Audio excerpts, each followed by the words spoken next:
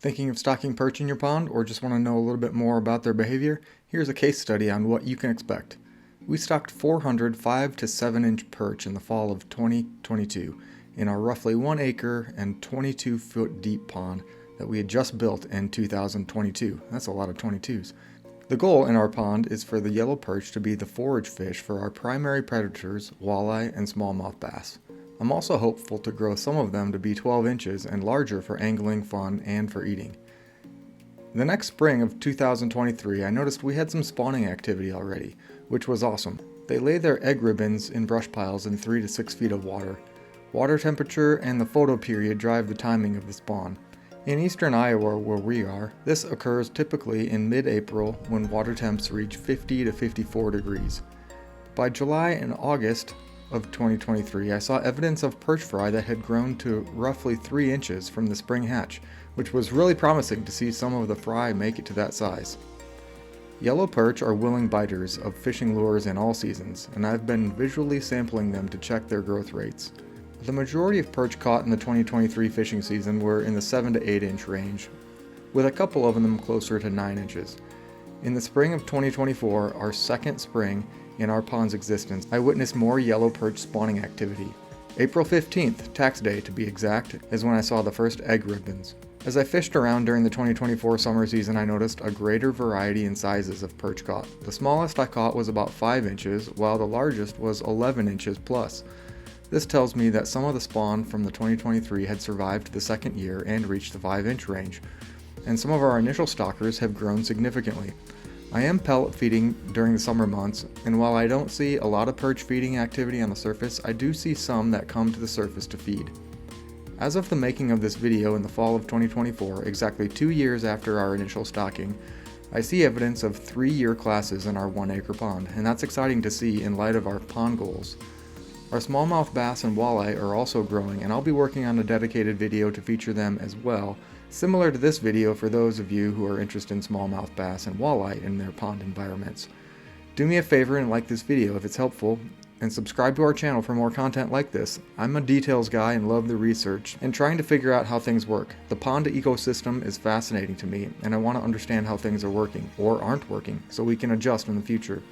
I love seeing what's going on under the water, and I take mental notes of where the fish are hanging out in different times of the year. Seeing where fish hang out in my pond and observing their behavior on camera helps me strategize to choose fishing spots on larger bodies of water. You can see the clear transition in barren clay bottom in the deep parts of the pond as we come up in elevation to the shallower water and how the vegetation starts to take over. This is the point in the pond that the sunlight can penetrate to and where the plant growth begins. This ring around the pond is where a lot of the fish activity is. While we're searching for perch in this video, you also notice the location of the red ear sunfish, and they typically hang out in deeper water near the bottom searching for grubs. The walleye and smallies make a few appearances on camera as well. Take note of where they're hanging out in relation to other structures in the pond. The dense vegetation growth is a magnet for the little forage-sized fish fry of all species. There are so many bluegill fry in the thick vegetation because it offers ample shelter and hiding places. You also notice a variety of different sized golden shiner minnows making the vegetation its home as well. The vertical stands of different pond weeds are so thick, and you can see the activity here. This perch comes in from the top to take a look at the bluegill fry. This perch is probably in the 7 to 8 inch range. Now this perch shows itself toward the bottom of the screen, and this one is definitely a young of the year from the spring since it's in the 3 inch range. The grainy picture doesn't help, but these buggers are tough to find in all of this cover. It's like finding a needle in a haystack. I'm sure I'll get better pictures during the ice fishing season because the camera can stay still, and the curious perch will venture out to get a better look at the jigs. Didn't see any perch here, but you can see the concrete culverts and PVC trees have been consumed by more pondweed. This is in the 8-foot deep range in the pond, right at the transition of where the weed growth stops and starts. These perch can be hiding anywhere in there. The red ear sunfish are not camera shy, that's for sure. The funny story about this boulder is that it escaped the grip of the skid loader during the waterfall build and went rolling down the hill and splashed into the pond here in about 15 feet of water. Now this perch you can barely make out with a grainy video with camera movement and water clarity, but this guy is another roughly 3-inch perch fry that hatched about 6 to 7 months earlier.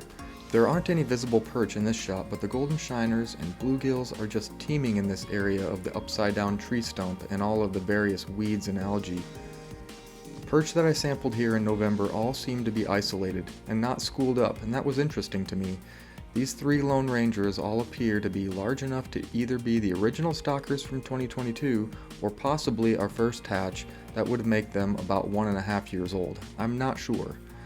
At this point in the season, all the yellow perch I saw on the camera were in 10 feet of water or less relating to the dense vegetation. My guess is that they're hunting the abundant forage that are buried in the weeds, preparing for winter. While this video is focusing more on the perch story from our pond, this smallmouth caught my eye. When I lived in the boundary waters in Minnesota, smallmouth were often referred to as footballs. This guy has just the thick, healthy football shape. He's been eating well. More to come on the smallmouth growth in our pond in a future video, but it looks like he's been eating some of these bass candy snacks. Reminder to subscribe to the channel and hit the notifications bell to be reminded of when videos get posted. We'll be chasing smallmouth and walleye around the pond and getting better growth measurements as we pull these fish up through the ice to lay our eyes on them. Thanks for watching, guys. Leave me any questions or comments below if I left anything out in my explanation. May the Lord bless you and keep you and be gracious to you and give you peace. See you next time. What a glorious day.